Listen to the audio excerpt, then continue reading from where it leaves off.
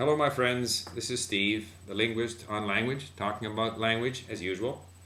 Today I want to talk about something I just found on the internet.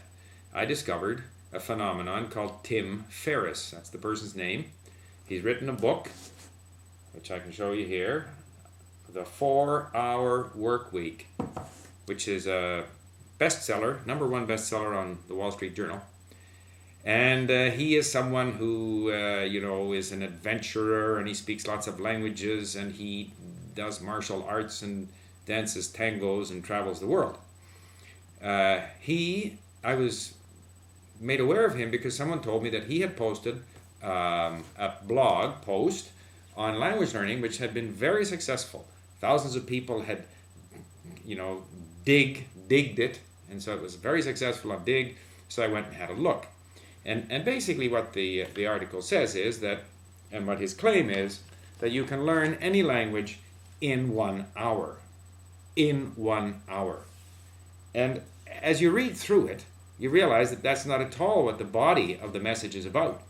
But he sure attracts attention. And I think I should start saying, learn any language in 10 minutes. What does it matter? 10 minutes, 1 hour. And he says, before you invest or waste hundreds and thousands of hours on a language, you should deconstruct it, whatever that means.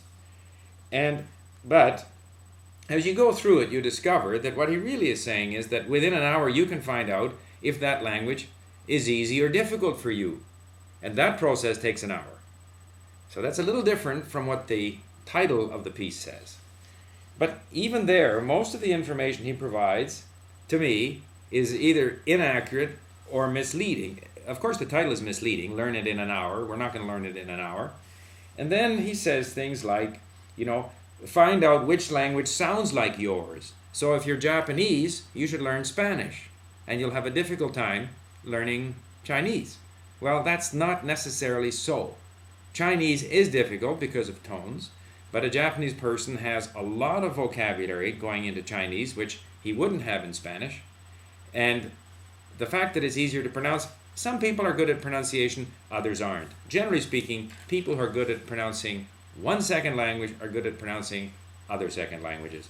So to me that is quite misleading, and it would suggest that a Spanish person would have an easier time learning Japanese, where the vowel sounds at least, are very similar to Spanish, than, let's say, French, where the vowel sounds are different. When in fact that's not true. A Spanish person will learn French very easily and will not learn Japanese very easily. He goes on to say, analyze the grammatical structure, whether it's subject, verb, object, SVO, or SOV, subject, object, verb. And that will determine if it's easy. Well, that's simply not so. German is subject, object, verb, unlike English or Swedish, whereas Chinese is subject, verb, object. But a Swedish person will have an awful lot easier time learning German than learning Chinese.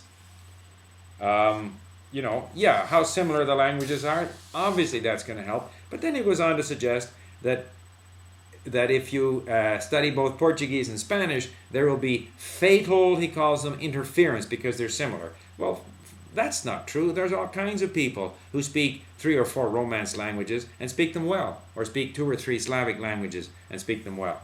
So most of this, quite honestly, is just nonsense. And he goes on in great detail about complicated stuff about auxiliary verbs and sounds and scripts. He goes on to suggest that a Spanish speaker would have trouble learning Brazilian Portuguese because the sounds are so different. Well, I can tell you, as someone who speaks Spanish and is learning Portuguese, that is simply not so. He says that, anyway, whatever.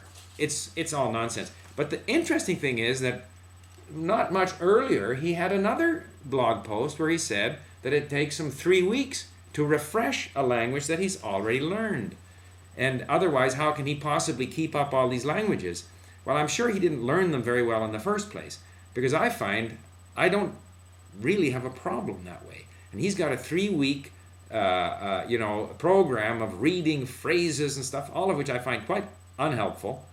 In my own case, if I go to refresh a language, if all of a sudden I'm called by the local Mandarin Chinese television station here in Vancouver that they want me on, I listen to Chinese for a few hours. I get out some CDs, some comic dialogue, xiangsheng dialogue, or I'll, if I'm, want to refresh one of the languages, I have audiobooks in all these languages. I listen to them.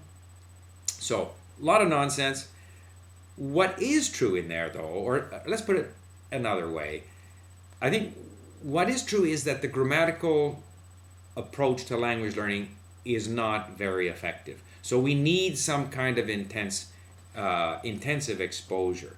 I think worrying about deconstructing the languages is just a lot of fluff, really, to make his post seem interesting, and so that he can make reference to what he studied at wherever it was, Princeton.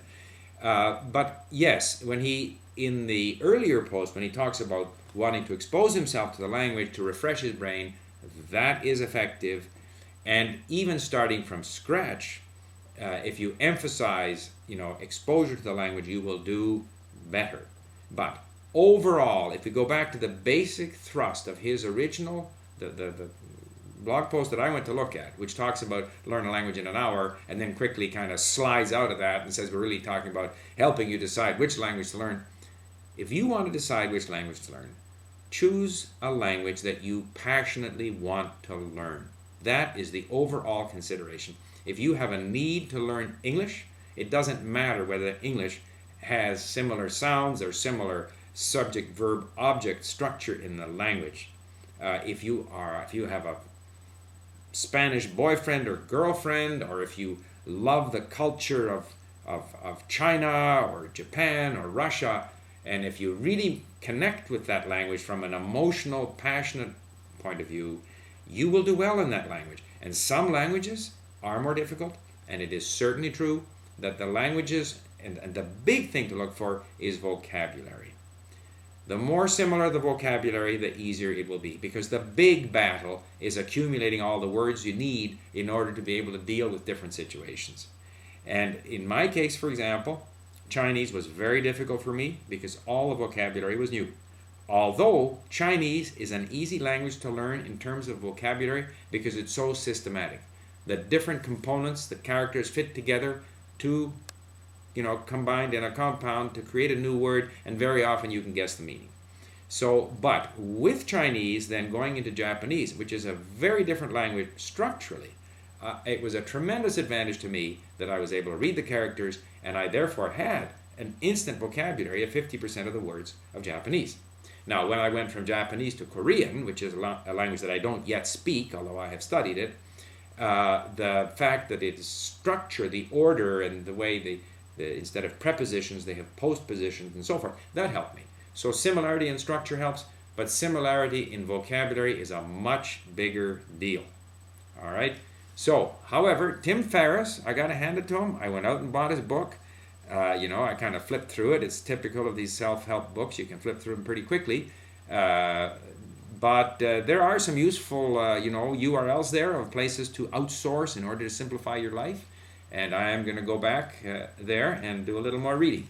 So there you have it, my take on Tim Ferriss.